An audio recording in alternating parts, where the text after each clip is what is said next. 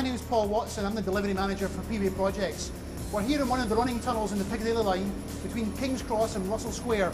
It's 2 o'clock in the morning and PWA Projects have just started work. We've actually got 60 men out tonight working on 3 different site locations from this station. As you can see, it's quite a challenging environment we work in, and really the challenge for PWA, and over the last 12 months, is to do this work 300 days a year to do it safely. In fact, over the last 12 months, my team haven't had a single lost time shift following the work that we've undertaken.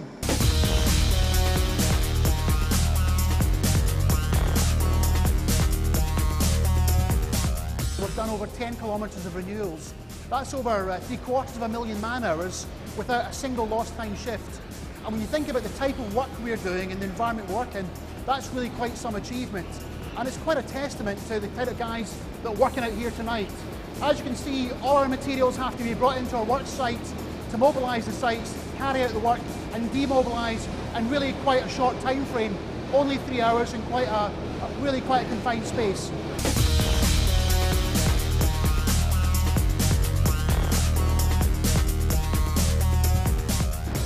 I think the success of PWA over the last 12 months has been the team that we're working with and working with our contractors.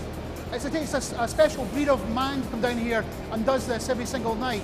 And to do it competently and to do it every single night without incident is really quite a remarkable success story. My name is Kyle Gray. I work for Westby Rail and I'm a protection master engineering artist. My name is Mark Jubilee, working for Tube Lines through Norfolk. My role down here is field rep, on other sites field engineer.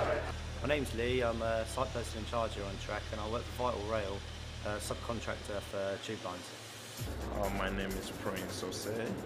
I work for Clisha and I'm a protection master.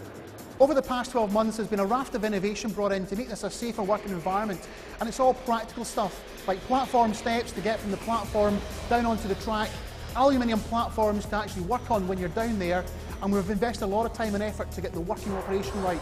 That means better lighting, better air when we're actually working, and a whole raft of measures to make sure that manual handling is better catered for. One of the successes over the last 12 months has been our investment in the competency of our staff. We have quite a robust competency assessment, we've got an induction programme. We assess the needs of the training of the men working for us, and if there's a skill gap, we make sure that gap is met. Oh yes, they spend a lot of time on this. A lot of people are going to different courses, time by time, to enforce their knowledge and to be a little bit aware of the dangers about the work. That is the case with me and it's the case with other colleagues of mine. All of us, we're going to different courses so we can have a complete actually situation under our control. We've not always been as fortunate in PWA to have such a good safety record and have as few incidents as we've actually had. Working on track now compared to 18 months ago probably is safer now on track because there's a lot more health and safety things out there like water suppression to stop dust and things like that, like steps off platforms where there has been accidents off platforms in the past.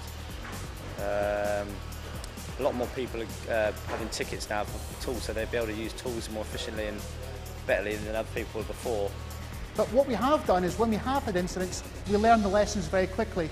My guys now are set up so that if we do have an incident, that we have a report by 9:30 in the morning and we have a rough understanding of what actually went wrong so we can brief our management.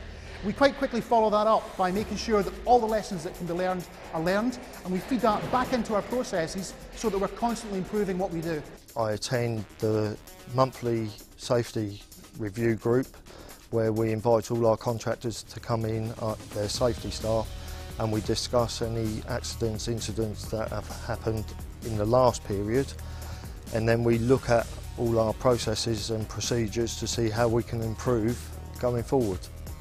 By meeting up with our construction managers once a week to discuss all incidents and accidents that have happened in the previous week and discussing all ways to improve safety. The good thing about these meetings is that our construction manager on nights attends these meetings and relays all messages back to the senior field engineers and field engineers on nights. Myself and my senior management team, we can only set the expectations and we don't actually deliver the work. The real success in working safely is working with our contractors and making sure that the men actually understand what we're trying to achieve as we work towards zero LTIs. One of the big successes we've had is we've managed to engage our contractors, meet with them monthly and discuss all the safety issues in P-Way. That way we've brought them on board and they now actually are helping us change the culture of this business. Over the last year, I find that the health and safety advisors on the sites I've been running have been working more in conjunction and helping with safety than opposed to obstructing and causing problems. I feel that the relationship now is more of a building relationship with the field engineers and other tube line staff, and I feel results are moving forward. I've been working in P-Way projects for about 2.5 years now, and over that 2.5 years I've seen a tremendous change in my people. My construction managers now have the understanding how to work safely and how to work efficiently in this environment. I would say basically is when it comes down to the safety message, my people have now got it. And the good thing about that is they're able to pass that enthusiasm on to all the men they work with when they're out on the sites. If we'd been having this interview 2 years ago, you'd have seen on the platform all our materials stored, cables everywhere, people walking back and forward. So one of the big things we've concentrated on P-Way is housekeeping and storage of our materials. So now we have very, very tidy sites, the materials are mobilised straight to site, and housekeeping is something that all my staff now insist upon. P-Way have been successful over the last 12 months in changing the culture in this business, but the challenge for us now is to make sure that culture stays ingrained and we continue to perform at this high level. There's only one way we can go from having a very good safety record at the moment, and that's the wrong way. So I'm actually engaging with my men constantly, coming out on site to make sure that we keep the pressure up to make sure that this is really quite a safe working environment. The work we do in P-Way is a logistical challenge. We move heavy sleepers, we move large sections of rail, and there's lots of opportunity in P-Way to actually get quite badly hurt. So we've been focusing on all these critical activities over the last 12 months to make them considerably safer than they actually are. So when we're moving Ironmen, for example, we've introduced new methods to make sure that they're all safe and secure before we move. We've got new processes put in place to make sure that all our critical work activities are actually extra safe. One of the things I have learned in this business is safety is no accident.